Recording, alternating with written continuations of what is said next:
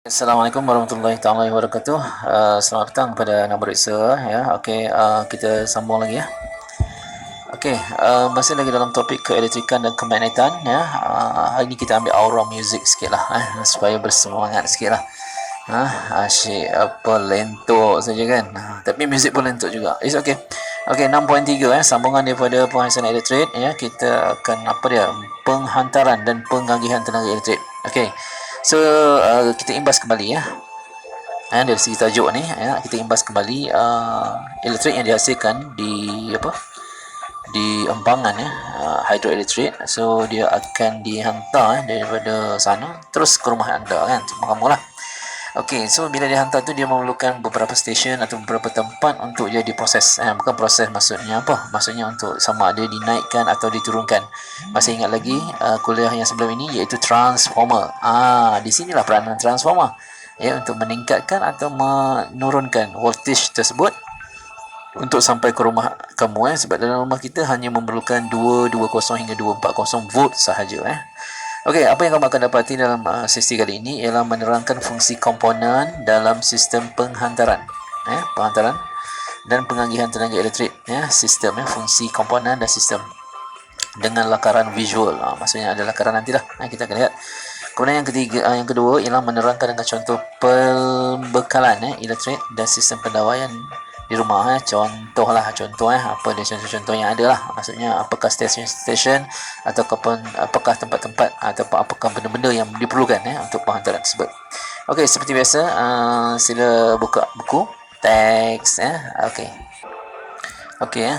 buku teks muka surat 184. Okey, penghantaran dan pengagihan tenaga elektrik fungsi komponen dalam sistem penghantaran dan pengagihan tenaga elektrik. Okey. So seperti yang dikatakan tadi, ia bermula daripada penjana kuasa so penjana kuasa ni macam-macam. So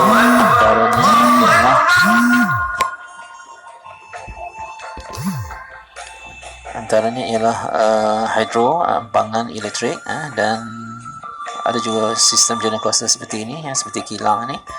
Okey, kemudian dia akan dijanakan maksudnya elektrik dihasilkan pada nilai yang sangat tinggi iaitu 11 kV kilovoltan. Maknanya 11,000 volt ataupun 25,000 volt Okey, kemudian dia akan dihantar daripada A pergi ke B. So B tu apa dia? B di situ adalah stesen transformer injak naik yang pertama lah. Okey, di sini arus voltan ulang-alik dinaikkan ke 132 Okey, daripada 25 atau 11 dinaikkan menjadi 132 ataupun 275. So maksudnya dia kenapa perlu dinaikkan jawapannya ialah kerana apabila dia hantar daripada stesen ke rumah kan sangat jauh so ada kemungkinan besar dia akan kehilangan tenaga tu makin berkurang. Jadi sebab itu dia perlu dinaikkan Okey, so itu peranan transformer. Okey, so sekarang kamu faham kan transformer itulah antara tujuannya. Okey, kemudian dia akan dihantar melalui beberapa stesen sampailah ke rumah jadi kalau kita lihat di sini bermula iaitu A ialah stesen jana kuasa kemudian B ialah stesen transformer injak naik, B1 ialah stesen transformer injak turun kemudian rangkaian-rangkaian yang terlibat yang ni kamu akan lihat sebentar lagi lah dengan lebih detail. Antaranya ialah rangkaian grid nasional yang kamu nampak tower yang tinggi-tinggi tu kan. Kemudian ada lapangan Swiss ni satu-satu tempat, satu daerah kamu akan nampak dia berkumpul yang mana dia berpagar sekelilingnya dan lantainya diletak batu-batu yang penuh kalau highway nak ke KL tu selepas juru tu sebelah kanan kamu akan nampak so begitu. Tak apa, sebentar nanti kita akan lihat dalam gambar lah. Kemudian penjauhan masuk penjauhan bahagian dan sebagainya. Okey, itulah rangkaian yang ada. Okey, dari sudut gambar raja ni dia so ini ialah rangkaian grid nasional yang tower tinggi-tinggi tu. Okey, ni yang biasa kita nampak kan. Okey, so jangan pergi dekat sebab power dia ialah dia membawa 100 sehingga 132 kV Okey, kemudian dia kata lapangan Swiss. Lapangan Swiss macam ni lah. Lapangan Swiss. Okey, di sana kita nampak ada bangunan TMB So itu lapangan Swiss. Okey, kemudian dia pergi kepada tempat-tempat sebelum dia masuk ke kawasan perindustrian ringan contoh dia kan. Okey, di situ ada pencawang masuk utama E, dia pencawang bahagian E kan. Di situ akan bermulanya transformer injak turun kan. So dia akan turun lah daripada 33 kan, daripada 33 itu dia akan turun menjadi 11 kV, maknanya kilang ataupun syarikat yang besar-besar memerlukan nilai yang rendah sikit lah, iaitu 11,000 volt Okey, dan apa lagi.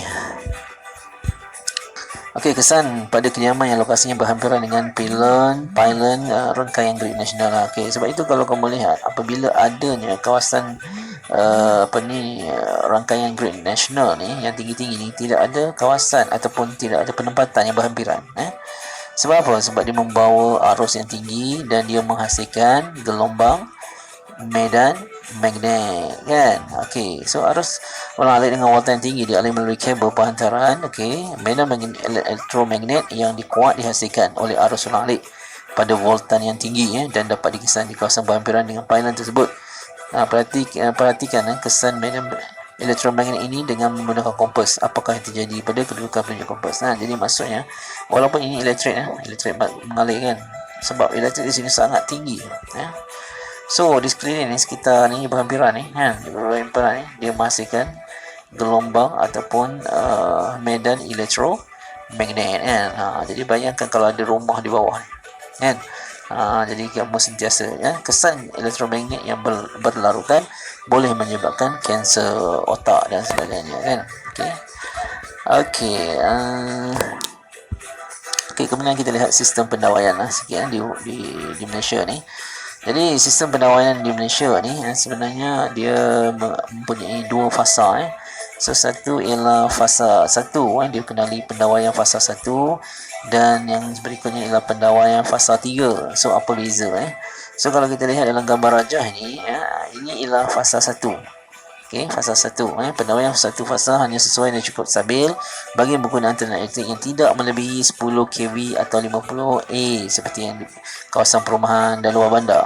Maksudnya kawasan-kawasan perumahan lah Okey, manakala satu lagi ialah fasa 3 fasa maksudnya dia mempunyai memerlukan gelombang ataupun arus elektrik yang lebih kuat kan. So biasanya ia digunakan di kawasan-kawasan kilang Sebab apa kilang? Sebab kilang mempunyai jentera-jentera berat yang memerlukan power yang tinggi jadi sebab itu dia akan membawa fasa 1, fasa 2, fasa 3. Dia perlukan 3 fasa jadi sebab itu kalau kita lihat kabelnya pun juga ada 3 kabel yang bercantum lah, maksudnya disatukan kerana dia membawa 3 fasa arus elektrik. So biasanya di kawasan komersial, industri, penggunaan tenaga elektrik lebih daripada 10 kV. Maknanya lebih besar lah pendawaian 3 fasa yang lebih stabil dan dipercayai lazim digunakan. Kalau tidak akan blackout lah kan. Sama lah juga dengan di rumah kalau kita dalam rumah kita tu kecil katakan ada 3 bilik tapi kita install 10 aircon. Contoh memang akan blackout lah. Tapi kalau kita tukar kepada sistem menggunakan fasa 3 ni jadi power yang tinggi, maka tak ada masalah Okey, jadi pembekalan tenaga elektrik di sistem pendawaian Okey, jadi kalau kamu tahu yang kamu biasa lihat ini antaranya setelah daripada kabel di tepi jalan tu dia nak masuk ke rumah kamu, sebelum dia bagi salam dia akan melalui ini iaitu meter Okey, jadi dia bermula dengan apa? Okey, dia bermula dengan wire elektrik dari kabel utama daripada kabel utama disambung ke rumah terdiri daripada dawai hidup 240. Jadi rumah kita 240 Okey, so ada 2 wire, satu yang berwarna merah dawai hidup dan satu lagi yang berwarna biru, iaitu yang kembali lah, maksudnya pulang balik maksudnya itu arus ulang-alik datang dan pergi masuk ke rumah kita, kemudian dia berlalu lah. Okey, kemudian yang kedua dia ada kotak fuse yang ketiga dia ada meter elektrik. Meter elektrik sekarang ni lebih kepada ke arah digital ini adalah yang lama yang musim tu kan. Okey, kemudian dia akan masuk ke unit penggunaan kotak fuse So dalam kotak fuse ada apa? Ada switch utama, ada yang kita panggil ELCB iaitu Earth Leakage Circuit Breaker. Maksudnya apa? Memutuskan liter apabila arus berlebihan mengalir. Contohnya bila berlaku kilat kan. Kilat tu maknanya kadang-kadang kilat tu dia menyambar kabel kan, menyebabkan arus yang sangat tinggi. Lebih tinggi daripada apa yang dijana oleh manusia tadi kan. Kata berapa tadi 132 kV dan sebagainya. So kilat dia lagi tinggi. So menyebabkan yang ini akan terputus, bukan putus lah, maksudnya dia akan jatuh lah kan, kita kata dia blackout kan. Okey, kemudian ada pemutus liter MCB, mengasingkan liter akhir ke bahagian alatan elektrik Okey, kemudian ada liter pemutus lagi ada liter pemutus yang kedua, kemudian ada liter alat pendingin hawa Okey, itu yang berada di dalam apa tu dalam sistem dan disambung juga dengan dawai bumi pembumian, nampak tu.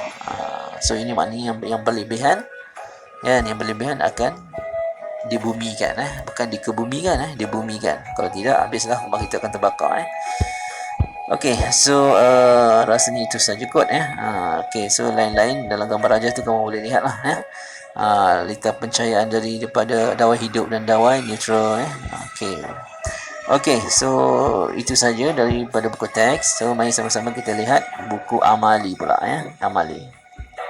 Okey, buku amali buku surat 125 sistem perantaraan dan pengagihan tenaga elektrik. Okey, so ingat betul-betul so daripada mana datangnya elektrik tersebut Okey, dia bermula daripada stesen jana kuasa Di sana ada transformer injak naik dia akan menaikkan kepada 275 ke 500 kan. Kemudian dia melalui lapangan Swiss kemudian dia dihantar melalui rangkaian Great National Net kemudian akan pergi ke pencawang masuk utama. Okey, sebelum dia pergi ke kilang sebelum masuk kilang ada transformer injak turun pula kan. Okey, kemudian dia pergi pencawang bahagian pula sebelum dia pergi ke bangunan hospital, sekolah dan juga rumah. Okey, so ini tolong hafal dia punya flow ni. Okey, sangat penting. Okey, kemudian apakah tugas-tugas dia bagi setiap kawasan tu, fungsinya? Okey, seperti yang dinyatakan berikutlah Okey, kalau kita lihat nombor 1 ni menurunkan lagi watan arus untuk dihantar ke industri ringan. So ia adalah pencawang bahagian. Menghantar elektrik ke pencawang masuk utama, rangkaian Great National menurun watan arus untuk menhantar ke industri berat, pencawang masuk utama, menghasilkan arus ulang alik dengan watan 11, stesen jana kuasa, menaikkan watan arus dihantar ke rangkaian Great National, transformer injak naik, mengaktif atau memutuskan elektrik yang mengalir daripada. So itu adalah tugas lapangan Swiss. Jadi dia punya sekuen yang pertama sekali bermula daripada stesen jana kuasa. Itu nombor 1 Kemudian dia akan dihantar, sebelum dihantar dia akan melalui transformer injak naik. Itu nombor 2. Kemudian dia akan pergi ke lapangan Swiss nombor 3. Kemudian dia akan pergi ke rangkaian yang tower tinggi-tinggi tu rangkaian Great National. Dan kemudian dia pergi pada pencawang masuk utama, dan akhir sekali dia pergi pencawang bahagian sebelum dia pergi masuk ke rumah ataupun ke premises tertentu lah. Okey, so itu berkenaan dengan pengagihan Okey, sistem pendawaian juga sistem pendawaian yang kamu dah buat juga tadi. Okey, sebelum dia masuk maksudnya daripada pagar luar lah dia daripada tepi jalan untuk masuk ke dalam rumah kamu, dia akan melalui yang pertama sekali main kabel bekalan sesalur. Okey, so ini ialah wayar hidup. Okey, kemudian dia akan pergi ke fuse utama, dia pergi pada meter kemudian dia melalui unit pengguna. So di dalamnya ada pemutus liter. Kemudian pemutus liter itu juga akan bersambung dengan dawai bumi Maksudnya kalau pemutus liter itu dah terbakar pun, terputus pun, dia masih tak mampu lagi untuk menahan sebab watan yang sangat tinggi, maka dia akan pergi ke dawai pembumian Okey, so daripada unit pengguna juga dia akan berpecah bagi setiap sama ada pergi ke alatan elektrik ataupun pergi ke soket-soket. Okey, komponen-komponennya sama juga seperti di atas tadi dawai hidup untuk mengalirkan arus elektrik kemudian dawai neutral mengalir arus elektrik dari rumah balik ke pencawang. Baliklah dah datang pergi ke ziarah kepada setiap rumah, kemudian kena balik pula kita minta doa lah. PKP ni pun sama juga, kita minta apa dia virus apa ni COVID-19 ni dah datang, dah mendarat di bumi ni, minta dia pergilah balik cepat kalau tidak habis semua masyarakat dunia ni akan mati lah macam tu Okey, dawai bumi dawai bumi mengalihkan arus listrik ke berlebihan ke bumi dia membumikan fuse utama melebur dan memutuskan lita jika arus berlebihan had nilai fuse. Meter menyukat jumlah tenaga elektrik yang digunakan. Suis utama menyambung atau memutuskan arus elektrik daripada bekalan sesalur. Kemudian pemutus lita ialah memutuskan arus elektrik apabila arus berlebihan mengalir atau lita pintas berlaku Okey, jadi jenis arus yang dibekalkan oleh rumah ialah arus ulang alik pendayaan fasa tunggal iaitu fasa 1 lah dipasang di rumah kediaman untuk menyalurkan voltan sebanyak 240 jangan pilih 415 pula. 415 ni ialah untuk industri berat maksudnya kilang-kilang Okey, kemudian pendawaian fasa 3. Yes, kenapa fasa 3?